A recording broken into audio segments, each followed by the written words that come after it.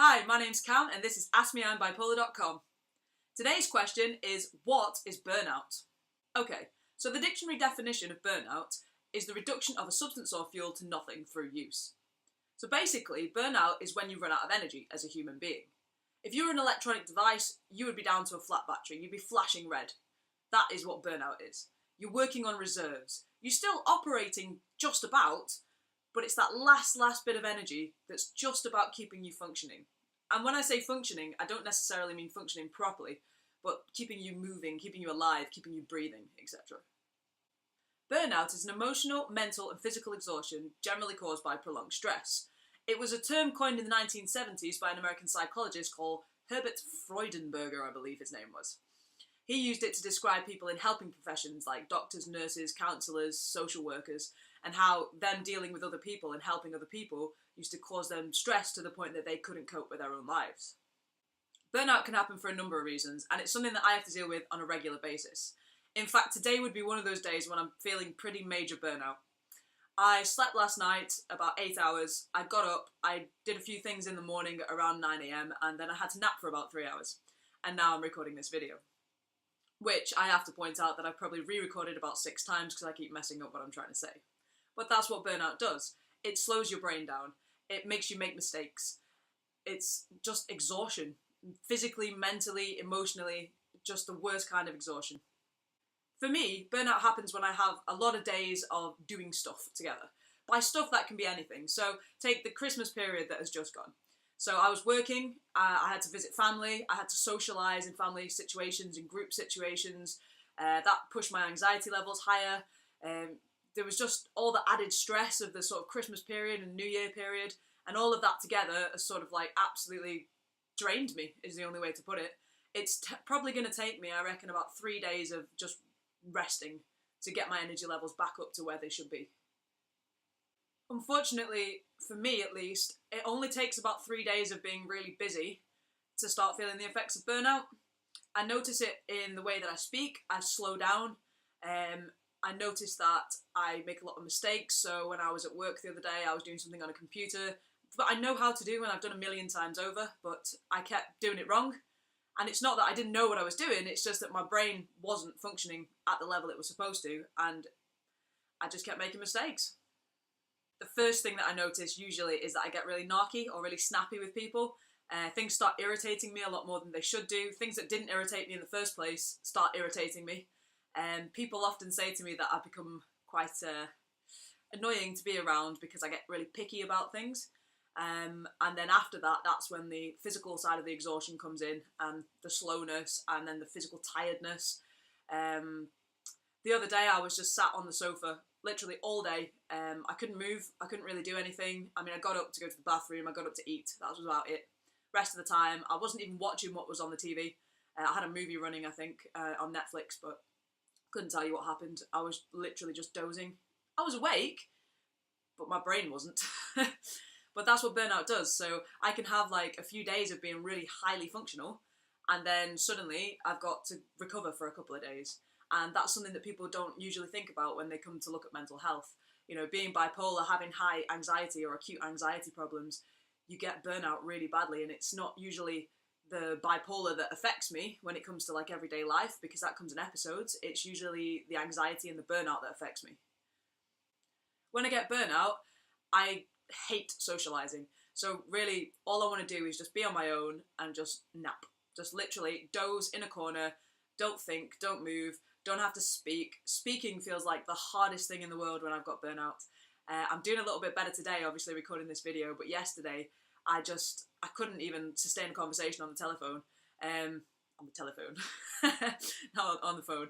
But like, yeah, I was really struggling. I was voice messaging my friend actually. And every time I was voice messaging it, I was listening to myself back and I was thinking, wow, I'm talking so slowly and everything's really laboured and breathy, and I was just so tired from just sending like a 30-second voice message that I was like, this is ridiculous.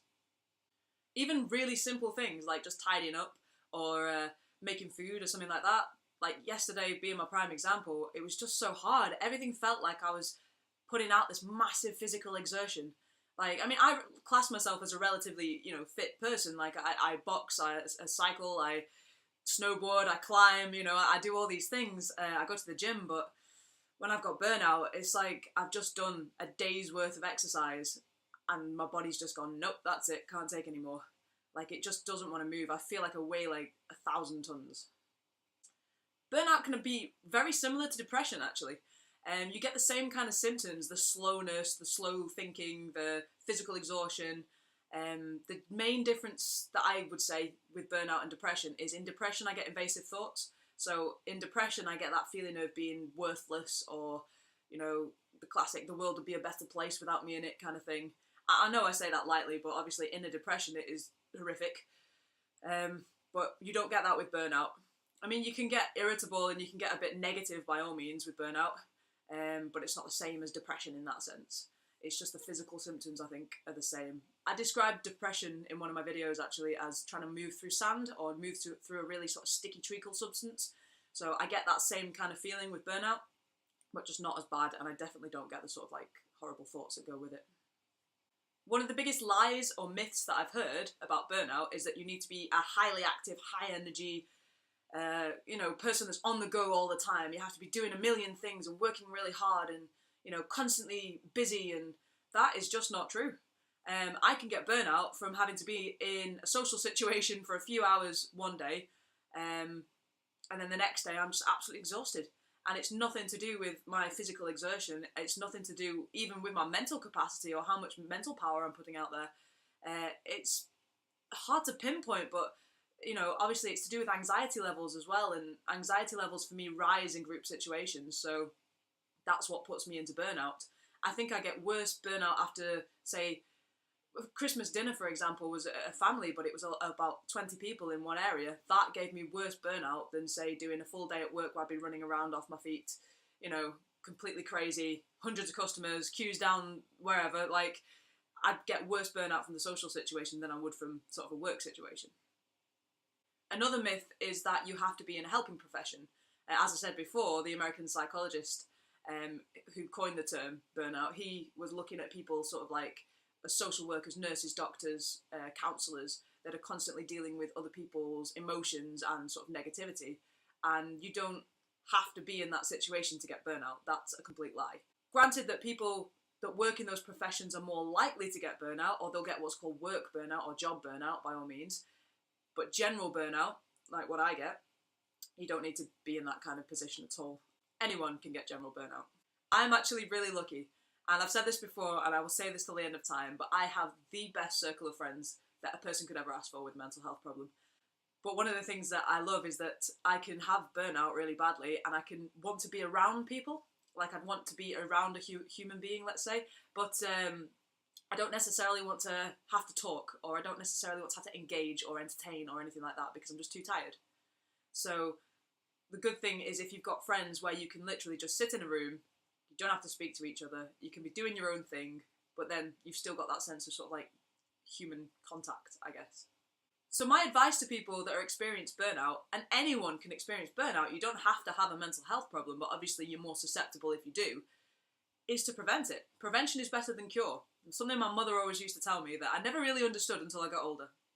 But things like burnout can be prevented.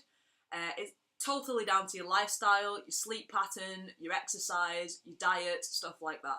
If you put yourself in, you know, a stressful, and when I say stressful, I don't mean like a conflict situation. I mean like, you know, could be a social situation or a busy work week or something like that. But if you put yourself in a situation where you're sort of doing stuff for 3-4 days in a row, and you know that 3-4 days in a row of doing stuff, like me, gives you burnout, then you can prevent that by not doing it. I mean, I understand, obviously, everyone's got to work, everyone's got to earn money, you do to some degree have to socialise, but you can usually manipulate it a little bit so you're getting you time. You time, or me time, is the most important thing that you need to have when you have a mental health problem of any description.